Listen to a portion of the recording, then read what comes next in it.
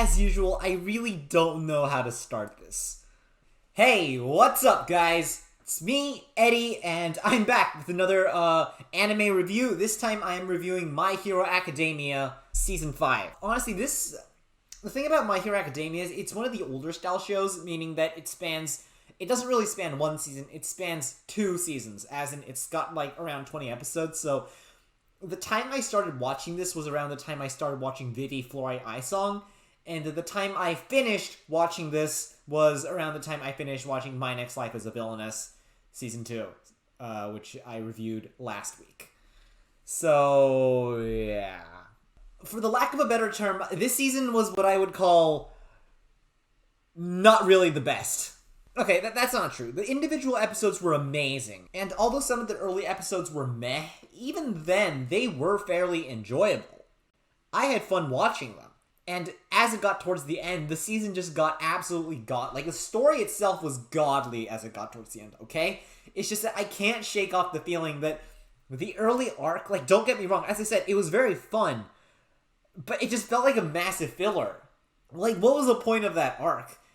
I can't say I didn't enjoy it, but especially since Vivi was airing at the time. Like, as a matter of fact, that's the thing about the early section of the season when Vivi was airing. I didn't even watch it on Saturdays, because remember back when I was watching Vivi, I told you all it's Vivi Saturdays. I'm excited every week to watch Vivi. I get up in the morning and I'm like, Vivi, Vivi, Vivi.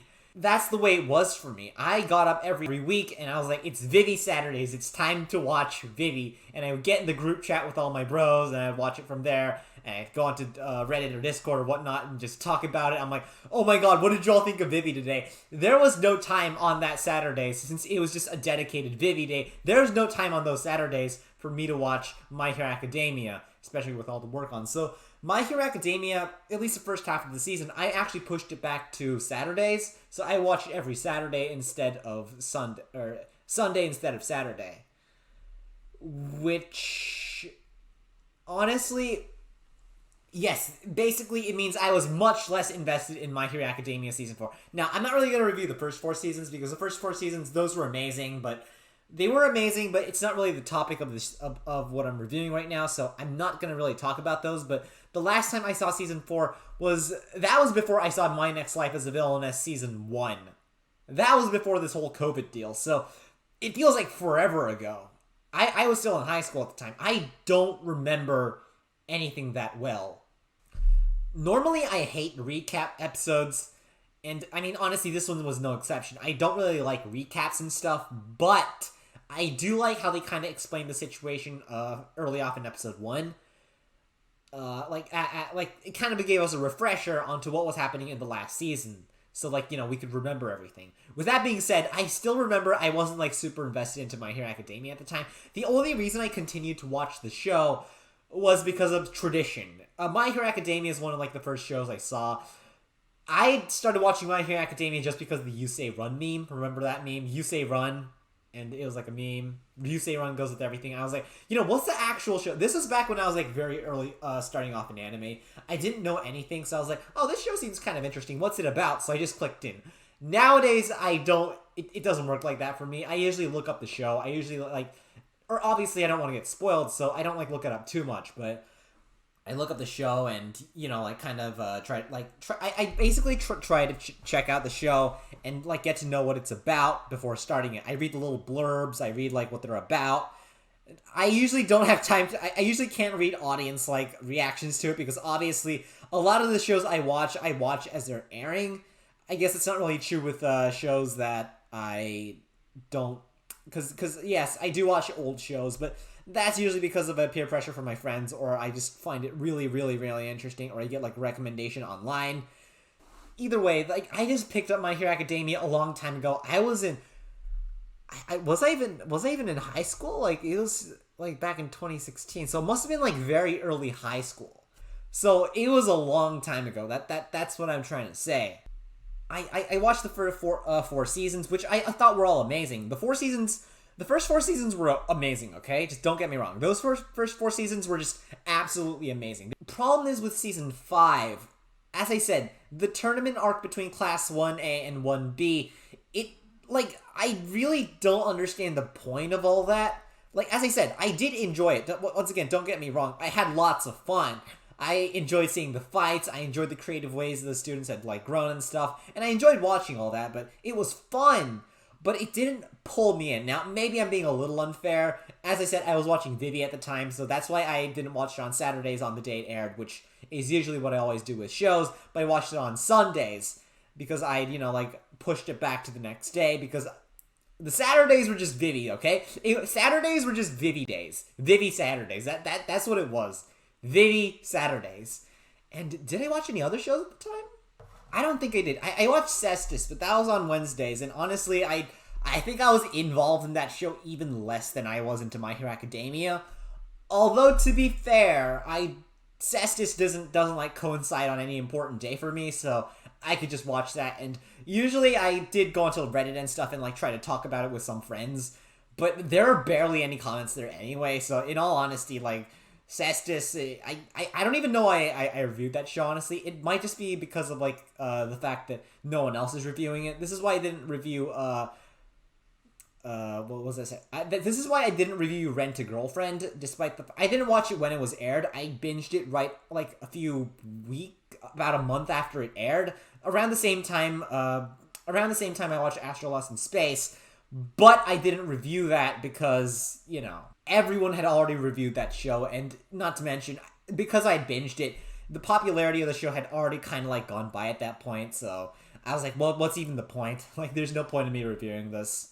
But Cestus, I feel like the problem with reviewing Cestus is that there's just, like, no one watches it. Yeah, sure, no one does reviews, but you know why nobody reviews that show? It's because no one saw it. All that aside. My Hero Academia, it was a lot of fun.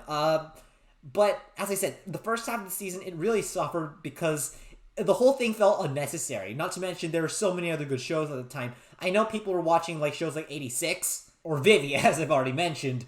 But, like, My Hero Academia, the reason people kept watching it was because it was already a big franchise and people had gotten invested at that point. Not that anyone actually cared about this arc specifically. Now, don't get me wrong. I love Class 1A. I love Class 1B. But this one guy on Reddit put it very nicely. I don't have the exact comment with me, but what he said was, okay, so we got these peons in Class A, because let's be honest here. Sure, you get people in Class A like Ochako or Ida, people you actually care. Although, to be fair, Ida's kind of slipping down the slide of relevancy these days because we just haven't seen much of him. Nowadays, I guess it's Ochako, Bakugo, and Todoroki. Those are like the three. But other than that, I haven't actually seen anyone else be that like relevant these days. Like, look at people like Sero. I remember him just because he's like considered the most plain member. Or Ojiro. Like, those guys, like, nobody really cares about them. They're peons. So you got a bunch of peons. And let's be honest here, a lot of them are made just to fill in space for Class 1A. I'm not hating on these guys, by the way. I just, like, that's the truth. And then you got Class 1B, even more peons. Like, just even more basically extras to just fill in spots. So you got Class 1A, which is mostly full of extras, versus Class 1B, who hardly anyone cares about either because they're also filling in, like, peon space spots. And you tell them to fight, but, like, nobody really cares. Like, look at Mineta. Oh, why the hell is he even a character? Mineta. Fuck this dude. You get Mineta. You get, like, I mean, Acid Girl. Yeah, she's kind of cute. I mean, like, they're fun characters and all, but I feel like it was a bit much, like, make a whole arc about just the two of them, Class 1A and Class 1B fighting, With that being said, it did get better. Obviously, this was around mid-season. Around mid-season, we have episodes such as the intern arc, which was alright. Todoroki, we find out more secrets about the Todoroki family. Like all the drama that happens between them. Honestly, that was a fairly enjoyable arc. You see what the Endeavor Agency is like. A fair bit of world building. It was good. It was good. A lot of the villains were mostly peons. Once again, they make no sense. Like, you got this guy with a crazy water slide, a crazy plan, and he's got an impeccable plan. It's so well lined up. He's mapped out all these ways, and ultimately, you know what the goal is to steal wallets. Dude, with a power like that, you could be robbing banks. Or, you know what, better yet, why don't you, like, do something actually productive? Huh? It doesn't make any sense. Why? But ultimately, we get to see more of Hawks. it was a good arc overall. I did like the conflict. Endeavor is one of the best written characters in the series. Okay, one of the best. I'll get to what I do think is the best though. Get to that in a moment. Endeavor, like, sure, he was an abusive person, but he's redeemed himself now. He was an abusive, like, he's a hero, because that's the thing. He's out there doing good things in public, but at home he's a horrible human being. And guess what? He repents. And you know what I love about this show is that instead of once he repents, it's not like, oh yeah, you know what, it's fine, we forgive you, and just everything's all fine and dandy. There are actual consequences. It's realistic. That's the thing. It's well written. Endeavor is thinking of just removing himself from the family entirely because he knows the weight of what he's done. Like, sure, he's repented, which makes him a better person than someone who just continued to be horrible overall. But ultimately, he realizes, you know what, there are some things, and you know what, that makes him one of the best written characters in the series. So I would say that arc was really well. But you know where this show really, the best part of this season, where it really got amazing, was the villain arc. Now, with that being said, I still think this season was pretty badly written. I've talked to some manga readers about this. Apparently, the Endeavor arc was after the villains arc, which sure takes a bit of steam out of this arc, because I feel like the reason the, what do you call it, the Class 1A versus 1B arc was set after the villains arc, which might have seemed like a real letdown to manga readers. Like, yeah, we get this epic, amazing arc about the villains, and then now we're forced to watch this boring fight between, like, everything else. What? I feel like that would have been a bit of a letdown, but in all honesty, I do think that would have been better, because the villains arc ends with Shigaraki just, becoming an absolute badass, and just, everyone's like, oh god, how's Deku gonna beat Shigaraki now? And then we see Deku come out with the crazy powers. The way they did it in the anime, it feels like a Deus Ex Machina. Deku gets random powers for no apparent reason, and then a long time later, completely unrelated, Shigaraki gets his minions and the new Paranormal Liberation Front. With the manga, it doesn't happen like that. Sure, it might take a bit of steam out of the readers to think, oh, we got this amazing villains arc, and then we gotta watch some boring tournament arc. But with that being said, I feel like ultimately it would have been better for Deku to have his powers revealed later, because then it gives that sense of hope, like, oh, Deku can beat Shigaraki. It's not completely impossible. One for all is like ramping up now that Shigaraki is ramping up. By the way, about the villains arc, though, I just want to talk about this one the most. The villains arc I would say the villains arc is the best arc in My Hero Academia. Shigaraki is my favorite character now, okay? What an absolute Chad. Like, honestly, I could watch an entire show just based on the villains. Okay, I could just watch an entire anime just based on the villains. Give me the entire season. Actually, you know what? Screw all this hero stuff. Let me just see an entire anime about the villains. That would be so cool. I love it. Now, the thing about the villains arc that made it so amazing was we see Shigaraki seriously struggle. We see him just battle and fight and hard, and it's just the way. Like, honestly, I feel like other people might say it better than me, but trust me on this one. The villains arc was positively amazing. Shigaraki, the Gigantomon, like all that stuff, and what was that? Redestro. Honestly, the fight against the Meta-Human Liberation Army, like all that stuff, it was just so good. Why? Like, just I wish that arc could go on for a lot longer, because Shigaraki's growth, Toga, I love Toga's backstory. That was just so heartbreaking. Like, you really get the sense that all these people have been failed by society. Bubai Gawa or Twice. Just, like, their backstories, it's just so heartbreaking. Toga was just a normal girl who wanted to test out her quirk a bit more, but was forced to suppress it. And that's why she's the way she is. By the way, I love this. Well, who is that blue reporter lady? It's a shame she died, because I thought she was really interesting. Just all these people, like, all this stuff. It was just so cool. We get Twice's backstory. I feel so bad for him, honestly. Like, just all that happened to him. You get Shigaraki's backstory. That was freaking badass, by the way. He's the grandson of Nana Shimura. His original name is Tenko Shimura. He's a grandson of Nana Shimura. This is just amazing. It's just amazing. I love it. I love it. Speaking of One for All, I just have a crazy idea. I'm starting to wonder if Deku's like gonna be descended from All for One or like the original One for All in any sense or shape. I don't know. I feel like there's gonna be some crazy twist about his lineage somehow. I don't know. Sudden thought that just appeared into my head. I don't know. Obviously, that's probably not gonna be true, but just something to throw out there for all you My Hero Academia fans. Anyways, yeah, like it was just so amazing. The villains arc, Redestro, the whole mech, the entire war between them.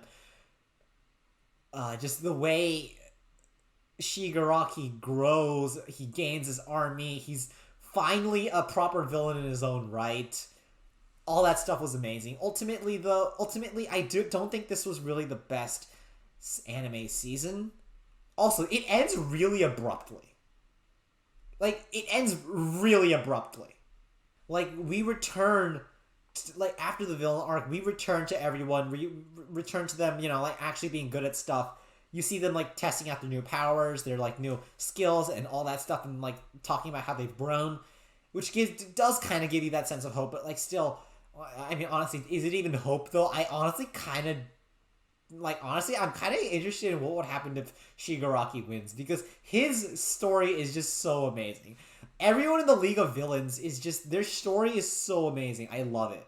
In the end, I feel like it wasn't really the best animated season, but like we did get a lot of good stuff out of it. Like the whole villains arc was so good. We get My Villains Academia. Oh, one final thing I want to talk about is the music. I don't think I've ever actually listened to the OP in full or the ED. They were okay. Like they weren't really the best. They were okay. I really probably should have like listened to the entire OP, but I don't know. They were okay. And that's the entire takeaway from this show. It was okay. The source material is amazing, but just the way they directed it, I don't know. I do agree with the manga readers here. A lot of people shit on like manga readers for like always complaining about the anime. I do agree. Like, look at what they did on Attack on Titan. They were constantly complaining, oh, come on, this isn't the way it's supposed to go. And like, remember Tower of God, right? You're really not gonna like Rachel. Oh god, like, manga readers can be really annoying, but on this one, I do have to ultimately agree with them. This season could have been directed so much better. The source material is good, and I wish they stuck to it just a little bit more. So it does leave a bit to be desired, but ultimately the source material is good, even if some of the arcs do kind of feel like fillers. And I feel like the entire tournament arc could have been like seriously like cut. Like there's a lot of filler there. You could have cut a lot of that out and just like had the rounds go like super fast and just, you know, have Deku like you could have Deku's power appearing during the tournament arc without showing us all that mess, without showing us all that stuff we probably don't really care about. You could have done that, but I don't really know. You know, now that I think about it, though, I actually think I'm kind of glad they did it like the season was subpar. Because if My Hero Academia had been airing the villain arc while I had been watching Vivi at the same time, I think I would just be completely overwhelmed. Like, let's be honest here. Like, I would just be completely and utterly overwhelmed. I wouldn't be able to, like, comprehend anything. And I do think that there's a chance that it might take away from me enjoying Vivi as much. So maybe it was a blessing in disguise that it wasn't as good. I don't really know. Ultimately, okay season. It had its highs. The villains arc was absolutely amazing. It had its lows. I mean, once again, I'm not saying it was boring. Like it was a lot of fun, but just the whole battle arc, the battle tournament arc, it felt kind of pointless. You could cut a lot of that out and still have Deku's like Black Whip appearing. So that's ultimately the takeaway I have to give for this show. It was meh. And yeah, that's really all I have to say for this show. I hope y'all enjoyed this episode, folks. I hope y'all enjoy the show. Leave down in the comments what you thought of this show, honestly, because I'm really curious what you guys all think of season 5. And yeah, that's pretty much all there is for it. Anyways, once again, I hope you all enjoyed this video, folks. If you enjoyed it, leave a like and subscribe, and ring that bell if you haven't done so already, because it really helps the channel out. I really hope I could grow this channel and gain a lot more subs by the end of the year. So the year's already almost over, but I hope I could get more by the end of it. Anyways, that's all there is for this video, folks. The sky's up, and you guys are awesome. I'll see you all in the next video. Bye.